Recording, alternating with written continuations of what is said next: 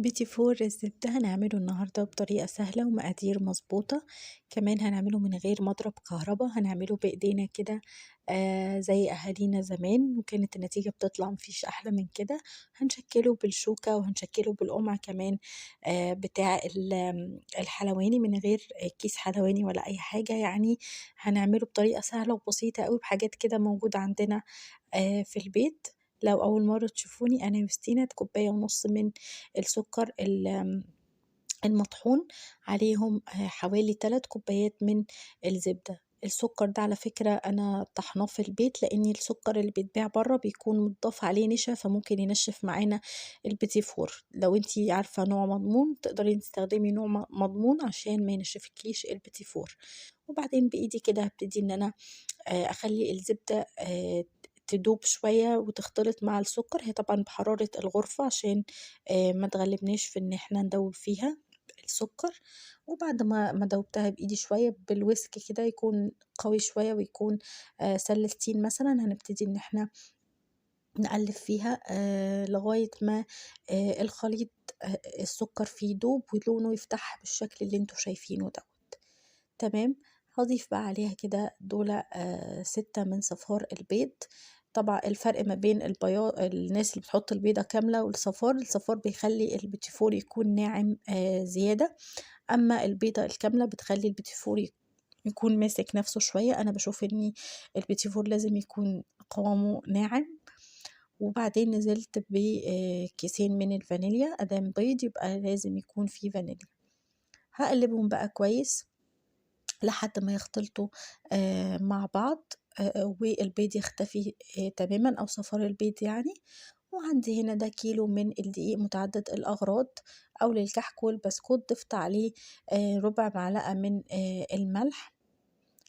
لازم نوع الدقيق اللي إحنا نستخدمه يكون فاخر أو متعدد الأغراض عشان يدّينا نتيجة حلوة. بالspatula كده لمّيت الجناب ولمّيت الزبدة عشان أتأكد إن ما فيش أي حاجة متكتلة تحت. وبعدين هابتدي إن أنا أضيف الدقيق بتاعي، هاضيفه على 3 دُفعات. تمام. هاستخدم الspatula بتاعتي في التقليب لغاية ما ألاقي إن الخليط ابتدى يتقل، فهاستخدم إيدي. أنا مش باعجن ولا أي حاجة، كل اللي أنا عاوزاه بس إن الدقيق يدوب ويمتزج مع المكونات اللي إحنا عملناها. وطبعًا ما ننزلش بالدقيق كلّه مرّة واحدة عشان ما نلاقيش العجينة نشفت معانا، لإن إحنا عارفين إن نوع الدقيق مش بيبقى كلّه زي بعضه، في دقيق مش بيكون محتاج سوايل كتير. بُصّوا هنا بعد ما خلّصت البيتي فور ده القوام بتاعه، دي قوام العجينة، أنا ما عجنتش خالص.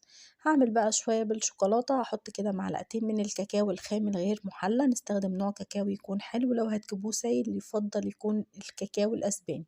ضِفت عليهم كده معلقة من السمنة، هاقلبهم كويس. المعلقة دي هتخلّي لي القوام بتاع الكاكاو خفيف شوية عشان ما يغيّرليش المقدار بتاع العجينة وتنشف معايا. هاخد كده نُص العجينة في بولة، وبعدين هابتدي إن أنا أعجنها كده، يعني ما نعجنش أوي، يا دوبك بس برضه اللون بتاعها يبقى أو الدرجة اللي إحنا عاوزينها بس يوصل ليها البيتي فور، ونوقّف على طول، ما نعجنش وما نطوّلش. تمام.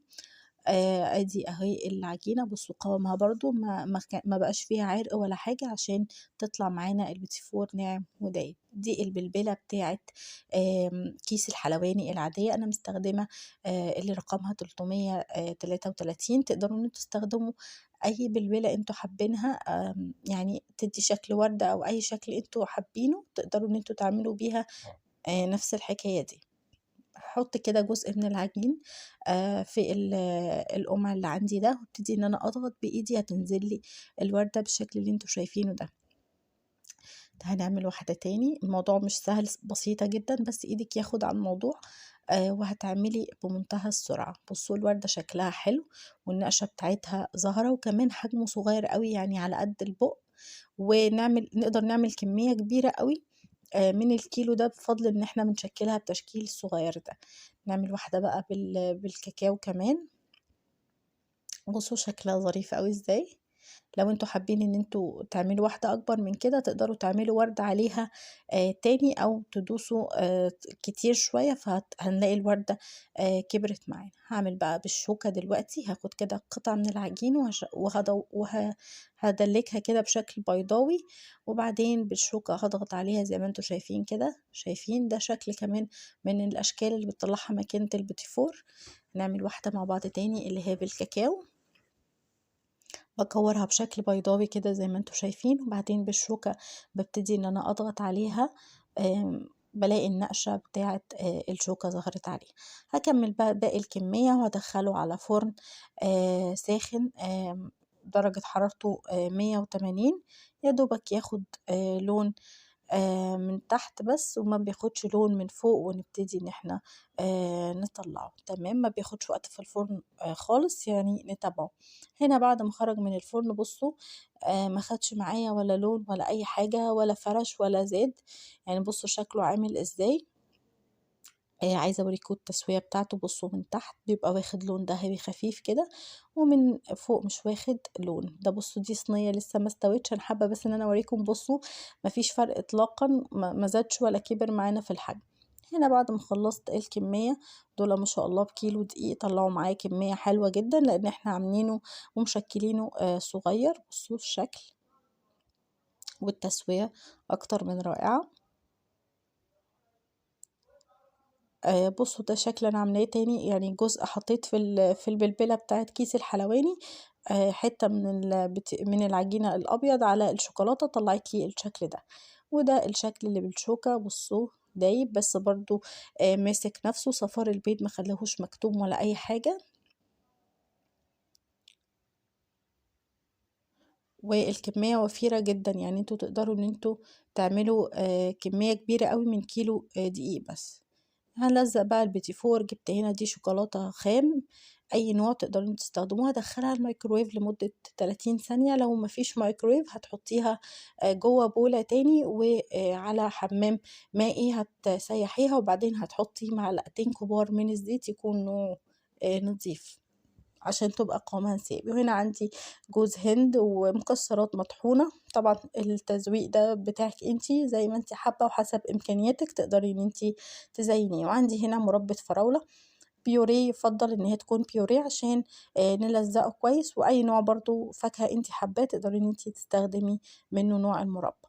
هاجيب بقى هالزّقه كده، هالزّق واحدة من اللي هي الشوكولاتة مع الفانيليا، هاخد كده شوية من المربى وهاقفلها، وبعدين هاحطها في الشوكولاتة، وبعدين هاطلّعها على جوز الهند. طبعًا التزويق دوّة يعني معروف اللي هو الشكل التقليدي المُتعارف عليه بالنسبة للبيتي فور. هالزّق واحدة تاني معاكم أحطها في الشوكولاتة، وبعدين أحط عليها المكسرات.